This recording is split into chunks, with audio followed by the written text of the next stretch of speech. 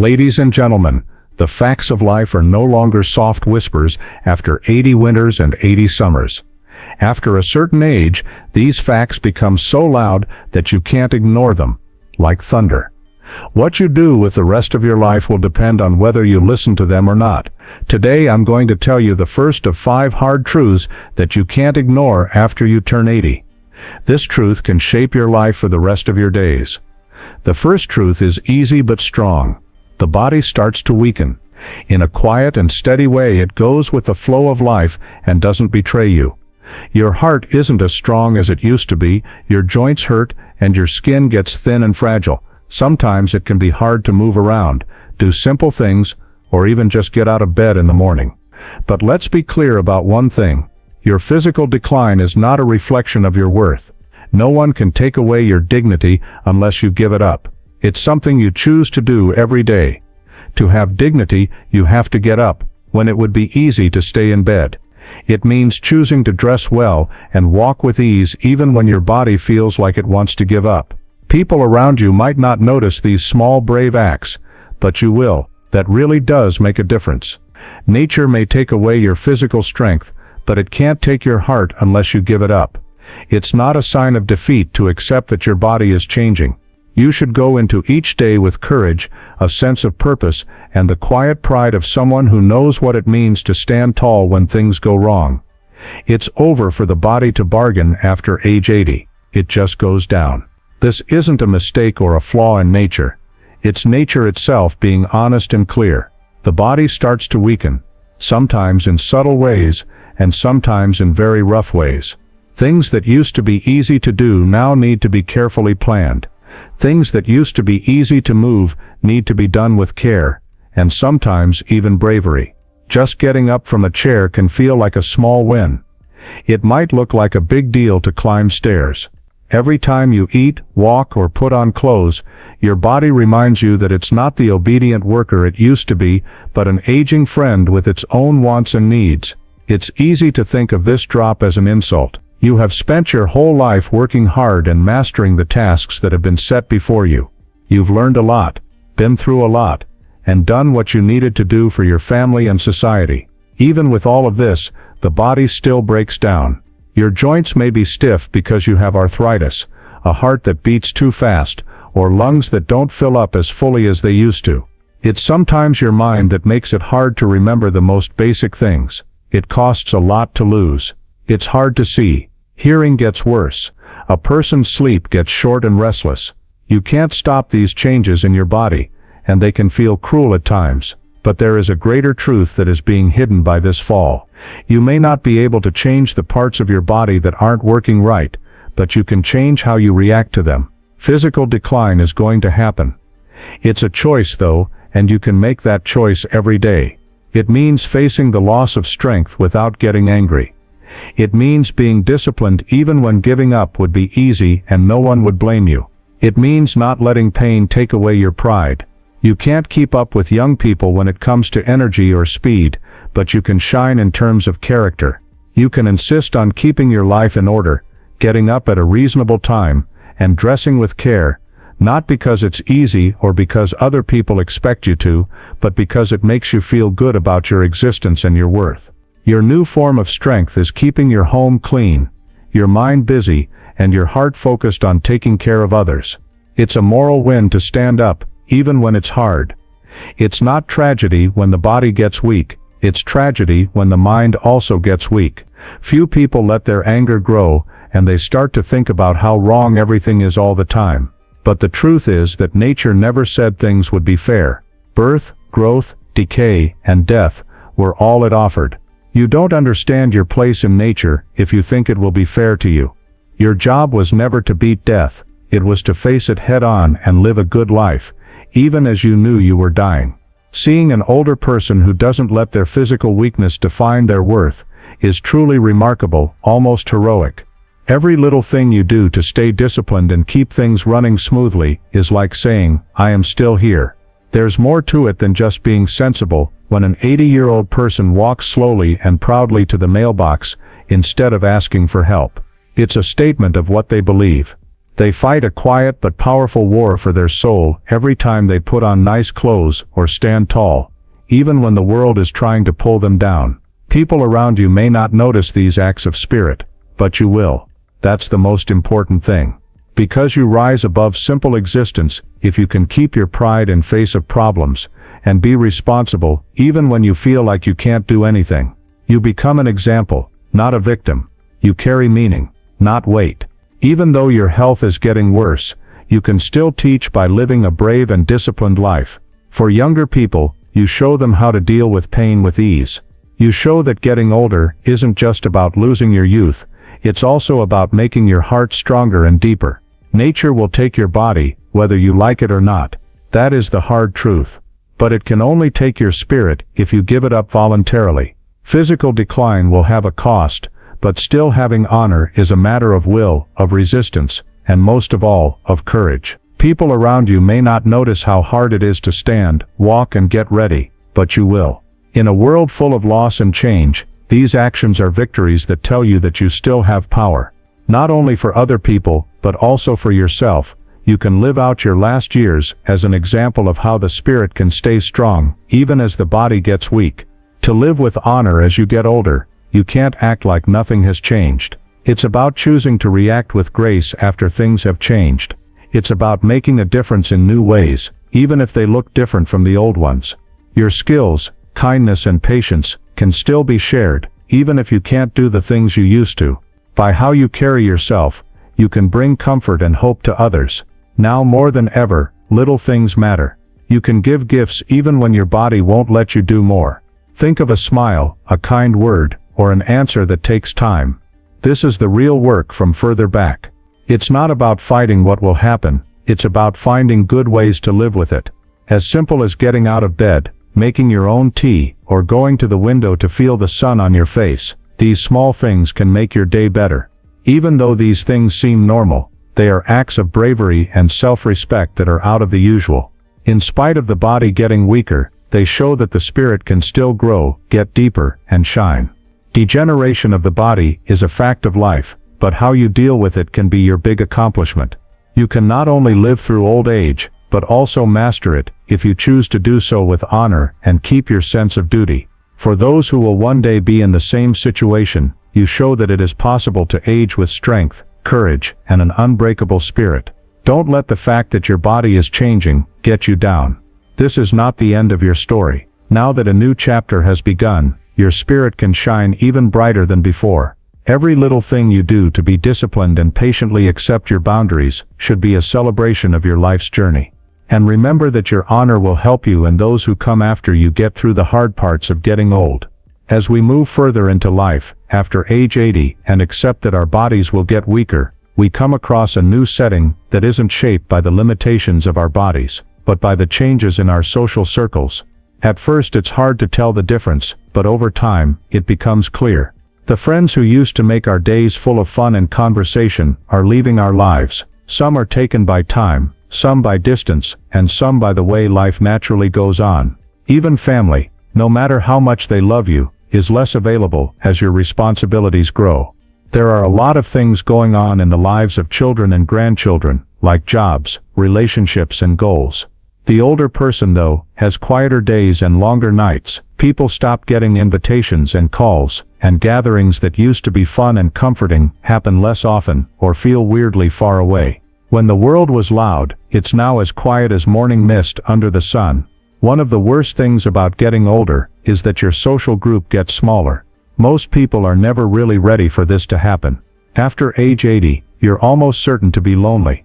It's not just the lack of company, it's also the lack of shared experience, like inside jokes, memories, and the comfort of knowing you're understood without having to explain yourself.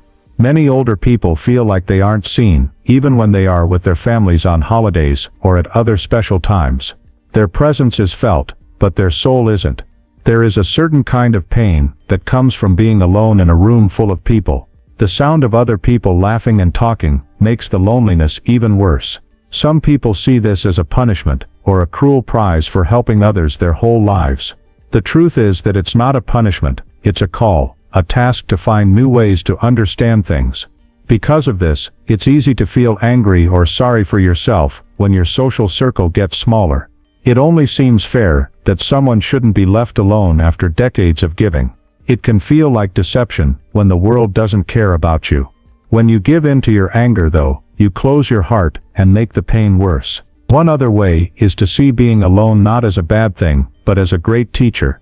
Now that all the noise and distractions of the past are gone, there is finally space, painful but valuable space, to meet yourself face to face. This is where old age really starts to work. You are asked to think about your life and who you have become in the quiet. The masks and acts that used to define who you are in the world fall away, leaving you with only your real self. This encounter scares a lot of people, but it frees some people. It is in this silence that you might find the chance to change deeply. You have to work hard to develop inner resources like patience, acceptance, forgiveness, and most of all, the ability to be at peace with yourself when you don't have casual relationships. A lot of people find that their inner world is bigger and more interesting than they thought. You're not less valuable because your social circle is getting smaller. It's a normal part of growing up.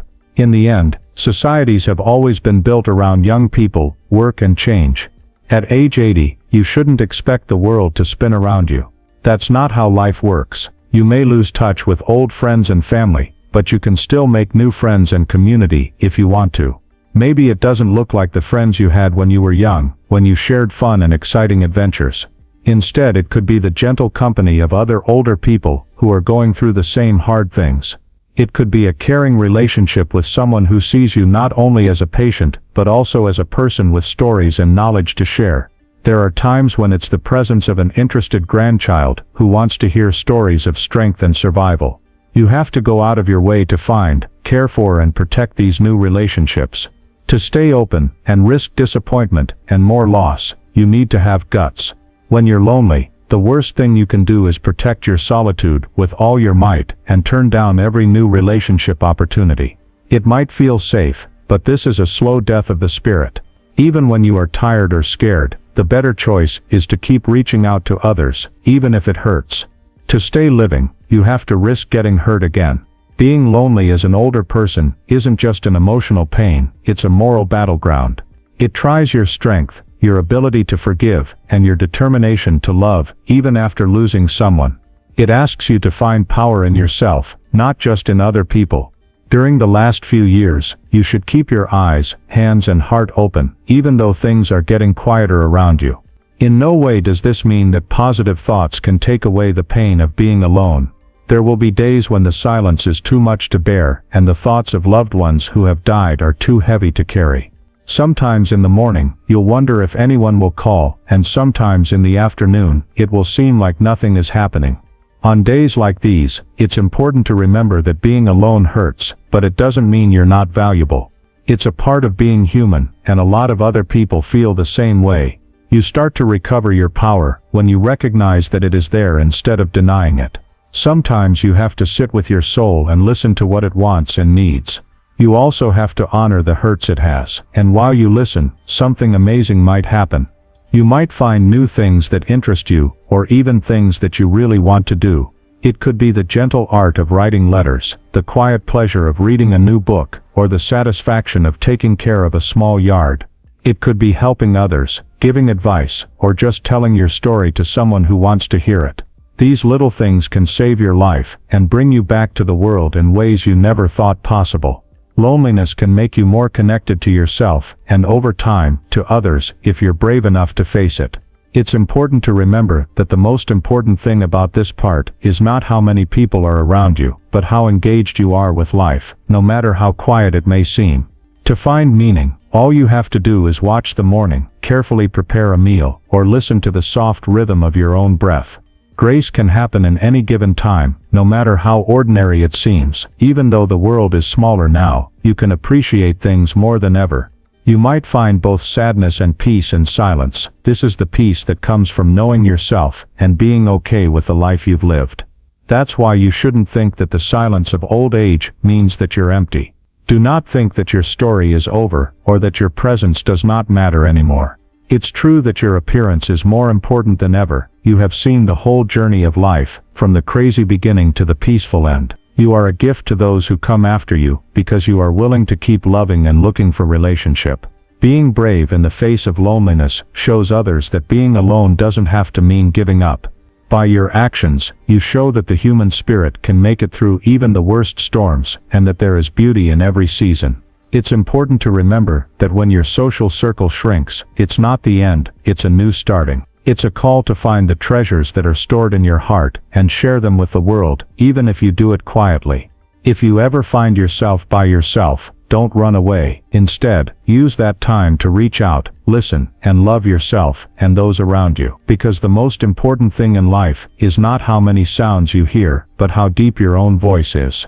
As the days get quieter and the group of people you know shrinks, you realize something new that might be harder to accept than even being alone in old age. It's slowly realizing that people don't want to hear your words or learn from you anymore. People used to care about you and what you had to say in families, workplaces, and neighborhoods, but now it seems like people just talk past you. There are younger people in the places where you used to be important. No changes were made to the original sentence. The world is always moving forward, looking for new ideas and energy, but people often forget who built the foundations on which it sits. A lot of people aren't ready for this loss of social importance. It isn't as clear as a slow body, or as sharp as the pain of being alone, but it hurts very much. For some reason, it seems like you are still in the room, but not being noticed, like a picture on a familiar wall. People now kindly listen to your advice, but quickly forget it. In conversations, people use terms that don't make sense to me, and even your stories, which are so hard-won and full of meaning, are sometimes met with frustration. You might feel like you're not being used anymore, and that's when it's easy to become angry. When this hurts, a lot of people shut down, holding grudges and wishing for a world that doesn't exist anymore. But there is a hidden invitation in this experience, a chance to look inside yourself and find a new kind of importance that isn't based on what other people want or how much praise you get, but on how rich your own inner life is. When the world doesn't need your work or constant care, it makes room for sacred space, a place where more serious work can begin. The first few decades of life are spent making things, working hard, and meeting other people's wants. But now that those standards are gone, you can finally ask yourself the most important question: who am I when I'm not needed? What's left when titles and jobs are gone? What secrets have I kept to myself that only I can understand? Right now is the time to work on a very important inner life. It's a call to look inside, think about your journey, and work on the traits that will always be important in life: love, patience, honesty, forgiveness, courage, and integrity. These virtues are no longer vague ideas, they are real things that have been tried and improved by life. Not being relevant to anyone else doesn't mean you're empty or out of date. In fact, it can be the start of a new growth phase. To be a quiet example, you need to have the knowledge and grace that only come with age and honest thought. Not everyone will notice, but some will. Maybe your grandchildren see more than just an old face, your caregivers will feel the respect you show each day, and young people will see something strong and long-lasting in you. People may not praise you for this kind of quiet importance, but it does have an effect, even if most people don't see it. The real challenge is to fight the urge to be angry and instead see it as a chance to work on yourself. When the cheers stop and the attention shifts to someone else, you are free to find out what really means to you, not to be liked, but for your own happiness and peace. Do something important for yourself right now to learn more about what it means to live a good life, even when no one is looking. By sharing the knowledge you've gained the right way, with humility and grace, you leave a heritage that is felt even if it's not always seen. Losing your place in society is not the end, it is a change, a chance to become whole in a way that only the last few years of life can provide. As the world dies down and your power turns inward, you get ready for the next part of your journey, facing the past and the decisions you made, or the roads you didn't take. When something stops being relevant, it becomes more important to remember it, and that's when you really start to make peace with your story. When the world gets quieter and less important things are brought to light, you reach a new threshold. You have to face your past.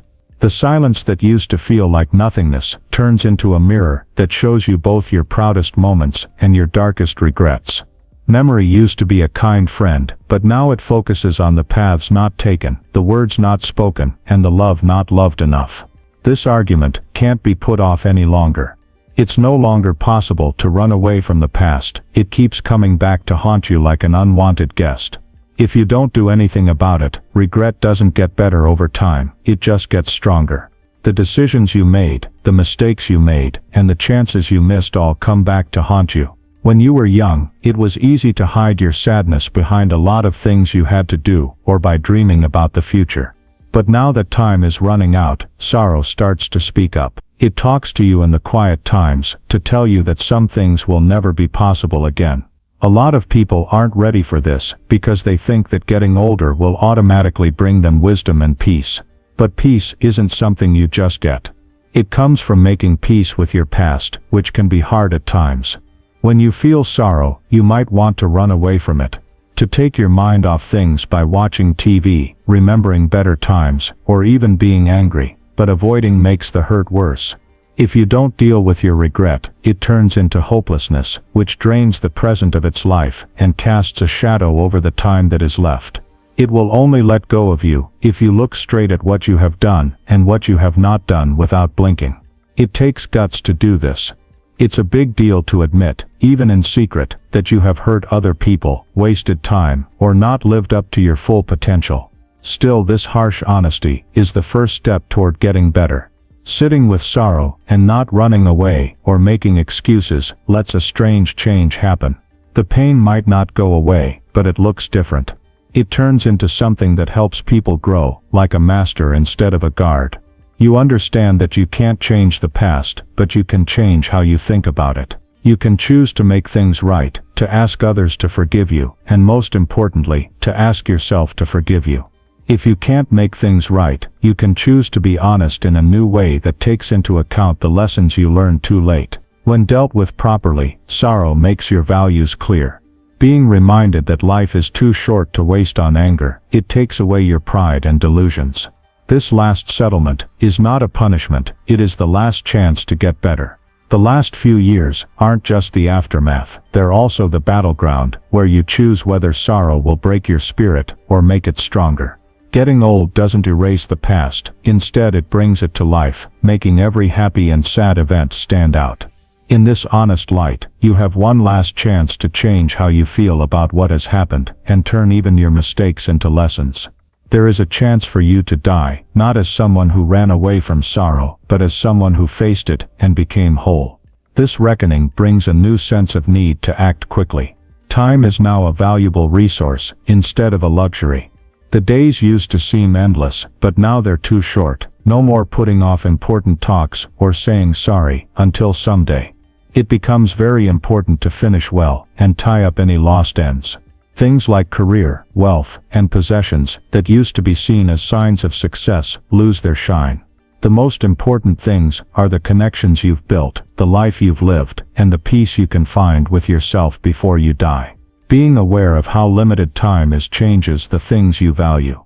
Things that aren't said, problems that aren't solved, and explanations that aren't said become almost unbearable. Unfinished work is heavy and needs your attention. Right now is the time to fix anything that needs it. Don't wait to fix broken relationships. Now is the time, even if it takes time and hurts. When you know that time is running out, even small arguments become things that need to be healed, not out of pride, but because you know that life is too short to hold on to grudges. This sense of urgency isn't just about other people, it's also about you. As a result, you are forced to face the person you were, your decisions, and ask yourself the tough question: did you live in line with your core values? Did you fully accept who you were meant to be, or did you chase the wrong things for too long? It takes guts to be honest with yourself, and see yourself without the stories you use to comfort yourself, and explain your actions.